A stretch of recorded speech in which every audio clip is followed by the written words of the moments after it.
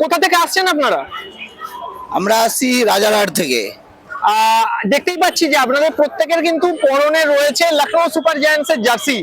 সেই জায়গায় দাঁড়িয়ে আজকে কি মনে হচ্ছে, ম্যাচে কি হবে আজকে? আমরাও জিতবো এবারে, গতবারও হারিয়েছি, এবারেও হারাবো। আর আগের ম্যাচটা বৃষ্টিতে ভেসে গিয়েছিল, আজকে কিন্তু মানে কালকে পর্যন্ত বৃষ্টি হয়েছে। আমরাও চাই না আজকে ম্যাচ বৃষ্টি হোক, অনেকটা ওয়েদার কেটে গেছে। ফয়সালা হয়ে যাক আজকে। আর লখনৌ সুপার জায়ান্টস মানেই কিন্তু ঋষভ পান্ত, মানে সবসময় 4 ছক্কা মানে দুর্দান্ত। এখনো একজনের খেলা বাকি আছে, সেটা হলো আমাদের নিকোলাস পুরানে খেলা বাকি আছে। একটু জানতে চাইবো যে আপনার কাছ থেকে যে কতটা এক্সাইটেড আজকের ম্যাচ নিয়ে, ঋষভ পান্ত আজকে কটা ছক্কা মারবে বলে মনে হচ্ছে? ওটা বলা যাবে না, তবু মোটামুটি 5টা তো আশা করছি। আর মোহাম্মদ শামি আগের ম্যাচে যেরকম বল করেছে, আমাদের বাংলার হয়ে ঘরোয়া ক্রিকেট খেলে, ফলে সব মিলিয়ে একটা মানে শামির কাছেও এক্সপেকটেশন। কি মনে হচ্ছে শামি কি করবে, উইকেট নেবে?